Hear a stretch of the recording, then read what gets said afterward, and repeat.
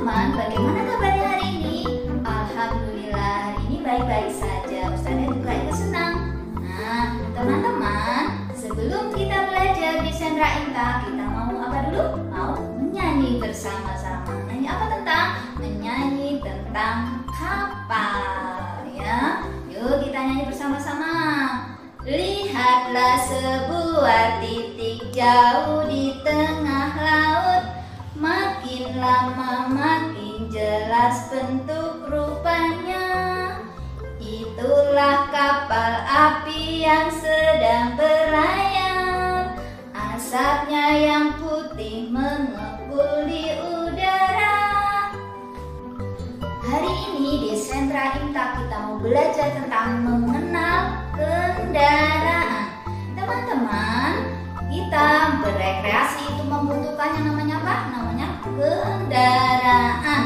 Nah, dan karena kita bepergiannya melewati sungai, mungkin bepergiannya melewati laut, maka kita membutuhkan yang namanya kendaraan yang jalannya di mana?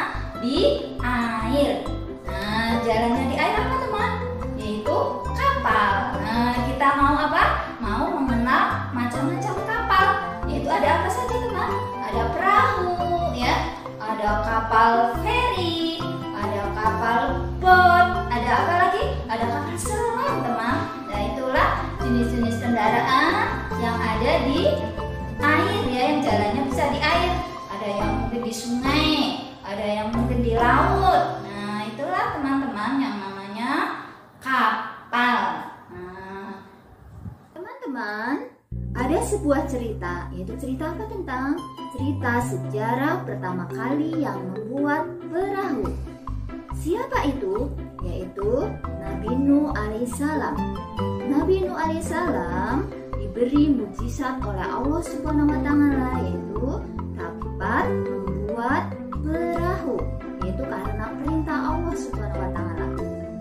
Karena apa? Karena Nabi Nuh itu ketika mengajak kaumnya untuk menyembah kepada Allah Subhanahu wa taala, tetapi kaumnya banyak yang menolak, tetap menyembahnya kepada patung atau berhala.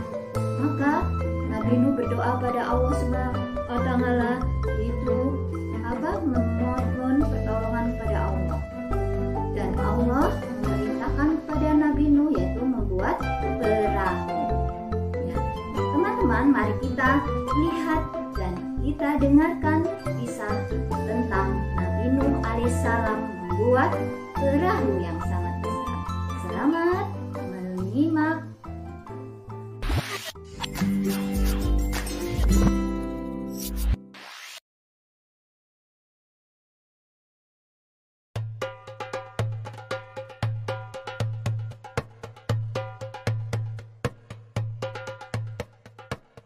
Nabi Nuh merupakan keturunan ke-9 dari Nabi Adam alaihi salam. Pada masa itu, setiap manusia memiliki usia yang panjang. Nabi Nuh diangkat oleh Allah menjadi nabi dan rasul pada usia 480 tahun.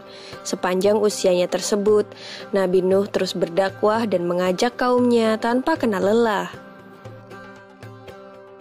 Meskipun Nabi Nuh telah berdakwah dalam jangka waktu yang lama, namun hanya dari kalangan orang-orang miskin yang mau mendengarkan beliau.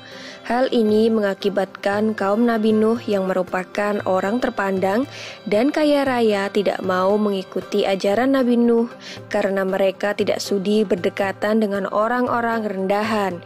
Mereka menganggap bahwa derajat mereka lebih tinggi daripada Nabi Nuh dan para pengikutnya.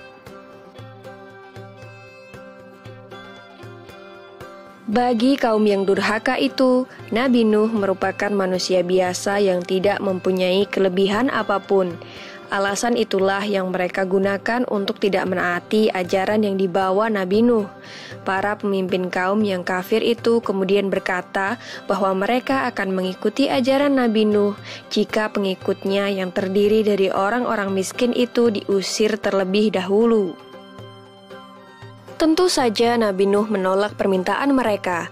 Penolakan itu membuat para pemimpin kaum yang kafir merasa kesal, kemudian mereka menantang Nabi Nuh. Jika memang kedurhakaan mereka kepada Allah akan mendatangkan azab yang besar, maka mereka meminta Nabi Nuh untuk segera mendatangkan azab yang besar tersebut.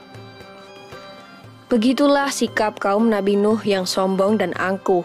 Mereka menentang Nabi Nuh dan mereka juga menentang murka Allah. Mereka kemudian bergegas meninggalkan Nabi Nuh.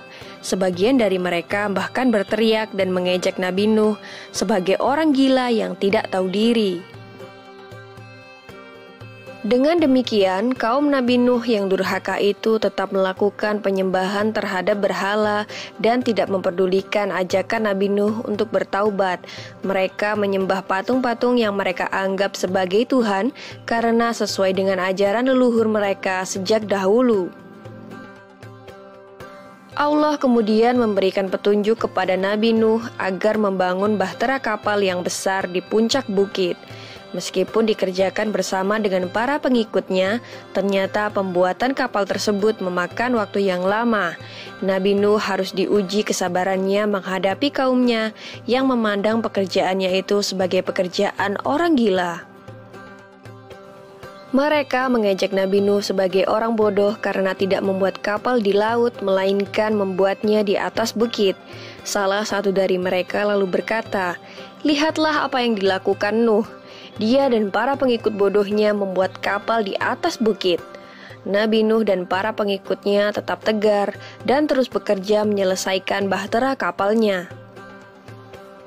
Tidak hanya orang-orang sekitarnya, bahkan anggota keluarga Nabi Nuh sendiri ikut meremehkan ajakannya untuk membantu membuat kapal.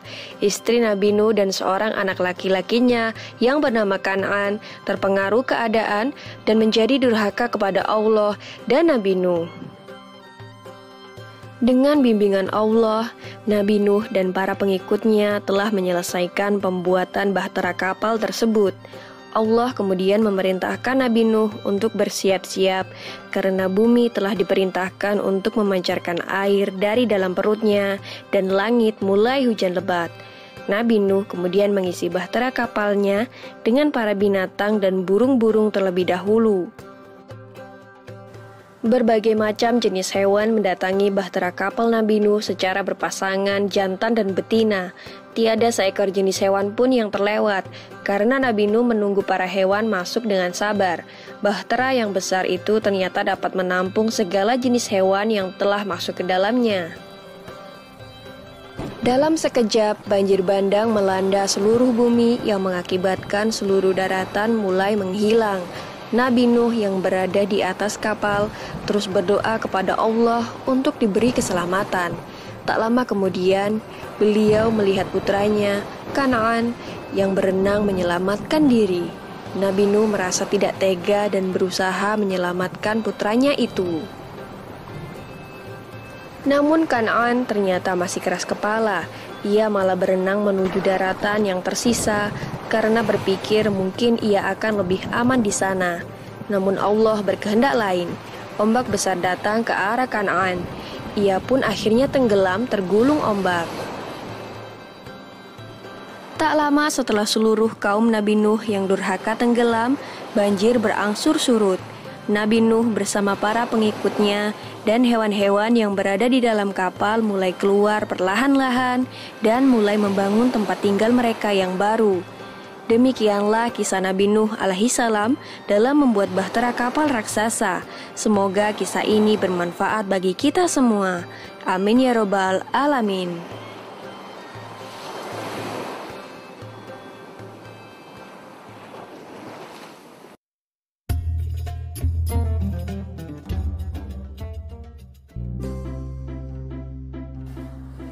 Kegiatan sentra intak di hari ini yaitu apa teman? Yaitu mengenal angka Arab. Apa teman?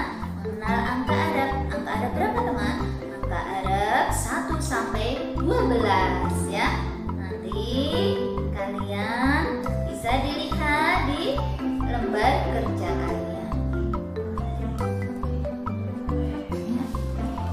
Teman-teman, inilah lembar kerja yang Ustazah sudah bagikan ini. Terus ada juga peralatannya spidol. Nanti kalian siapkan ya. Nah, kalian cari yang lembar kerja seperti ini.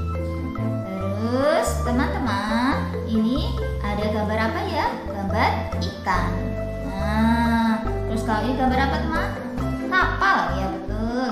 Terus coba kita hitung ikannya ada berapa? 1, 2, 3, 4, 5. Kapalnya ada berapa coba? 1, 2, 3, 4, 5. Nah, di dalam kapal dan di dalam gambar ikan itu ada angka Arabnya. Coba angka Arabnya ada angka Arab berapa? Ada angka Arab 8, 9, 10, 11, 12. Nah, kalau di gambar kapal ada angka Arab berapa? 10, 9, 12, 8, 11. Nah, mau diapakan ini ya? Ini nanti kalian menghubungkan angka yang sama antara angka yang di gambar ikan sama antara gambar kapal. Ini angka berapa tadi ya? Angka 8. Kita cari angka 8 yang mana coba? Oh, ini. Nanti kita hubungkan dengan garis. Nih, seperti orang sedang memancing ikan. Sampai ini alhamdulillah dapat ikan ya. Nah, seperti itu ya teman-teman. Nanti kalian melanjutkan sendiri ya. Tapi sebelumnya kalian mengucapkan apa? Bismillahirrahmanirrahim. Kalau sudah selesai peralatannya dibereskan. Jangan lupa mengucapkan Alhamdulillahirrabbilalamin. Selamat mengerjakan. Alhamdulillah teman-teman, pembelajaran di Sentra Intak hari ini sudah selesai. Itu dari kita tadi sudah belajar tentang apa teman?